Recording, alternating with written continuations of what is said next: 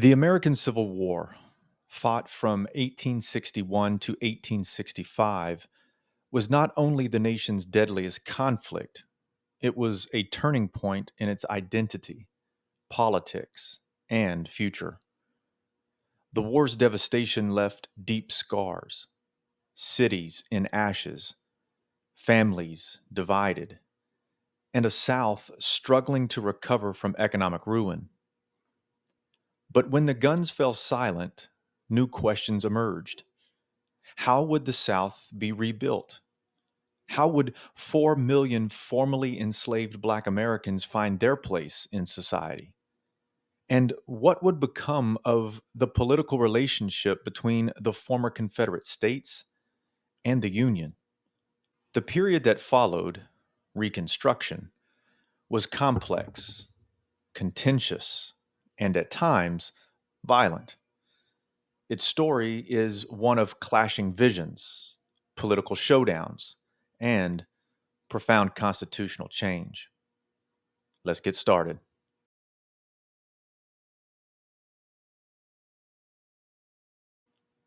The Civil War left the United States battered and mourning.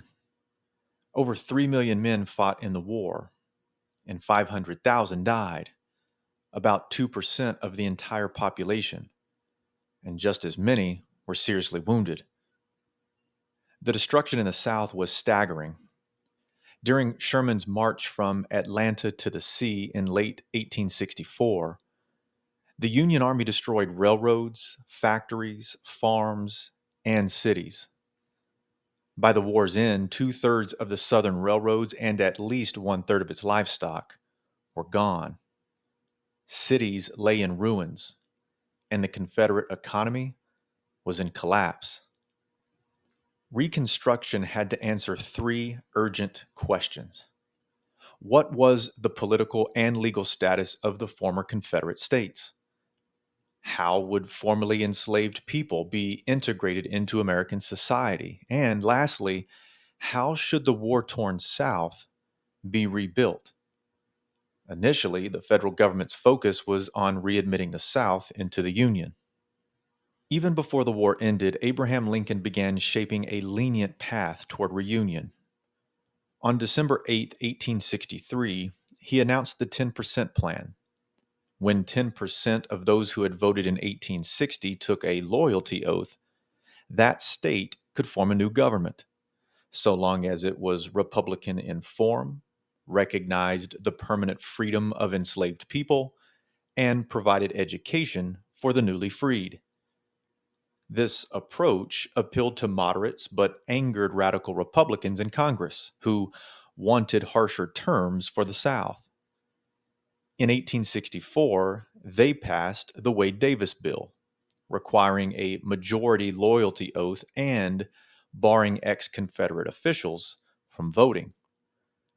Lincoln refused to sign it, pocket vetoing the bill. What Reconstruction would have looked like under Lincoln remains unknown because history took a sudden turn.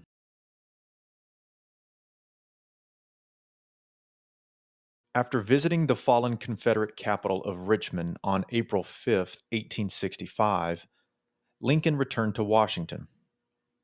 The war ended days later on April 9th. But on the night of April 14th, while watching Our American Cousin at Ford's Theater, actor John Wilkes Booth slipped into Lincoln's theater box and shot him in the back of the head. Booth, a supporter of slavery, believed Lincoln aimed to destroy the South. Lincoln died the next morning.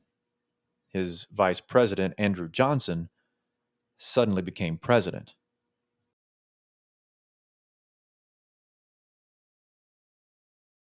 Johnson believed Reconstruction was the president's job, not Congress's, and acted while Congress was in recess.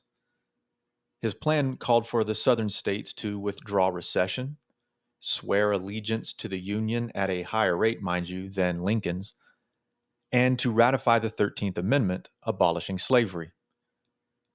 But Johnson issued over 13,000 pardons to ex Confederates, infuriating radical Republicans. By December of 1865, all seceded states had formed governments under his lenient plan, ready for a. When Congress reconvened on December 4th, 1865, the clerk refused to read Southern delegates' names. Radical Republicans seized control.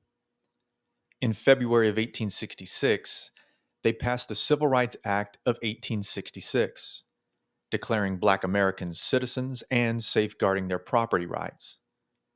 Johnson vetoed it, but Congress overrode him. The first major law passed over a president's veto. This marked a shift. The national government, not the states, would protect citizens' rights. From May 1st through the 3rd of 1866, Memphis erupted in racial violence. White mobs, including police, attacked black residents, burning every black church and school. At least 48 people were killed, almost all black. In August, another massacre in New Orleans claimed 40 more lives. Such brutality pushed Congress toward a new constitutional safeguard, the 14th Amendment. The 13th Amendment abolished slavery. The 14th Amendment granted citizenship to all born in the United States, which overturned the Dred Scott decision and barred states from abridging citizens' rights. Southern legislatures, except for Tennessee, refused to ratify the 14th Amendment. Congress responded with military reconstruction. On March 2nd, 1867, Congress passed the Military Reconstruction Act over Johnson's veto. The South, except for Tennessee, was split into 5 military districts under Union generals. To rejoin the Union, states had to adopt new constitutions, grant black men the right to vote, elect new governments, and ratify the 14th Amendment. This bayonet rule was enforced by military officers and activists registering freedmen to vote. By the end of 1867, over 80% of black men in the South were registered voters, up from less than 1%. By July of 1868, the 14th Amendment was ratified, and Johnson, already impeached by the House, barely avoided removal from office.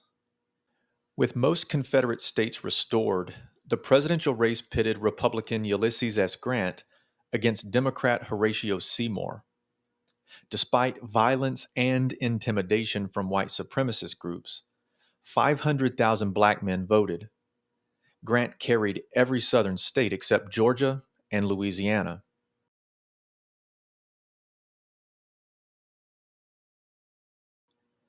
In February of 1869, Congress proposed the 15th Amendment, barring states from denying the vote based on race, color, or previous condition of servitude. Virginia, Mississippi, and Texas had to ratify it in order to rejoin the Union. Women's rights leaders like Elizabeth Cady Stanton and Susan B. Anthony were outraged that the amendment ignored women's suffrage, and this caused a major split in the movement. The National Women's Suffrage Association was a women's only organization, and they opposed the 15th Amendment and pushed for a federal suffrage amendment. The American Women's Suffrage Association supported the 15th Amendment and worked state by state, and they accepted men as members. By March 30th of 1870, the 15th Amendment was ratified, and all states were readmitted. Yet, the struggles of Reconstruction were far from over. However, that's all the time we have for today. Thanks for joining me. We'll see you next time.